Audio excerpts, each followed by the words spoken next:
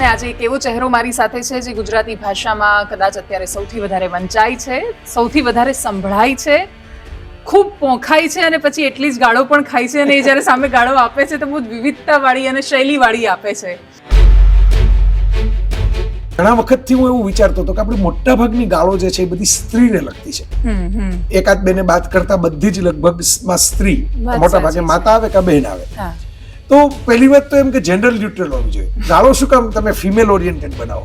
હું સાસા કહેતો હોઉં છું કે બોયકોટ ફિલ્મો કરે છે કારણ કે એની પાસે ₹2 નથી હોતા કે જે ટિકિટ ખર્ચી જોઈ શકે. તમે કોકને ગમાર ગરબા ડોબા ડબલા એવું કહો તોય મૂંઝાઈ જાય છે. Favourite politician?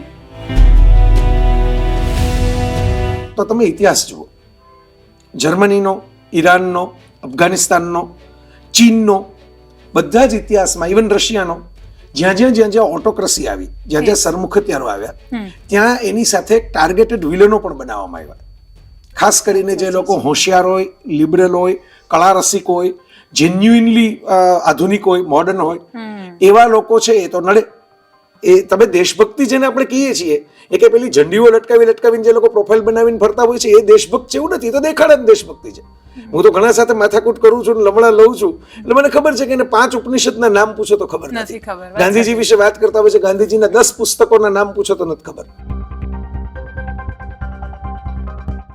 જ્યારે હિંસક મનોવૃત્તિની વાત જ્યારે આવે, ટોળું જમાવીને બુલિંગની વાત આવે, ત્યારે તમે જો ચૂપ રહ્યો તો તમે ભવિષ્યની અંદર તમારા દેશને જડતા તરફ લઈ જવા માટે મુકસંમતિ આપો છો. તો તમારે એવું ભારત તો બનાવવું છે ને કે જેની ઓરિજિનલ ટેલેન્ટ પણ સ્વદેશમાં રહે. મેક ઇન ઇન્ડિયા આપણે કહીએ છીએ તો મેક ઇન ઇન્ડિયામાં મેક ઇન ઇન્ડિયા ટેલેન્ટ પણ રહે. પછી એક્સપોર્ટ ઇન્ડિયા ના થઈ જાય. એટલે તો લિબર્ટી વગર ક્રિએટિવિટી ખીલે જ નહીં. મારી કાર પાર્કિંગમાં પડી હોય અને ત્યાંથી પસાર થનારા લોકો એમ કે આ તો સાવ બોગસ કાર છે, આ તો લેવાય જ નહીં, આ તો ડબ્બો છે, તો they are entitle to do it. પણ એ પાર્કિંગમાં આવીને મારી કારના કાચ તોડવા માંડે ત્યાં સુધી એન્ટાઇટલ નથી. એટલે હું ઘણીવાર કહું છું કે અમે બધા પબ્લિક ફિગર છીએ, પબ્લિક પ્રોપર્ટી નથી. કૂતરો પણ વારંવાર ભસતો હોય તો શેરી બાદ લોકો પાણા ફાડીને ભગાડી દે છે. તો આપણે શું કામ આવા કૂતરાઓને આપણી જગ્યાઓમાં એન્ટરટેન કરવા જોઈએ? એમને સામા ફટકારવા જોઈએ એવું હું સ્પષ્ટ માનું છું. કે કોઈ તમારી સાથે અસહમત થાય છે તો પણ એને ટ્રોલની ડેફિનેશનમાં મૂકી દેવામાં કે નહીં આ તો ટ્રોલ છે. હું એમ લખું સુરત પૂર્વમાં ઉગે છે એટલે નીચે કોઈ એમ કે આઈ ડિસએગ્રી. તો એ ડિસએગ્રીમેન્ટ છે જ નહીં. બરાબર, એ વાયડાઈ છે.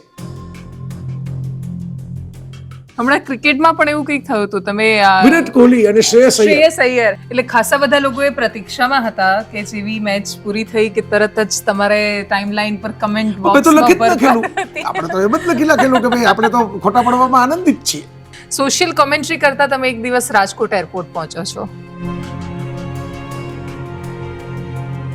પબ્લિક એટલી તો સ્માર્ટ છે. ભારતની પબ્લિક સાવ ડમ્બ નથી જેટલી લોકો માને છે.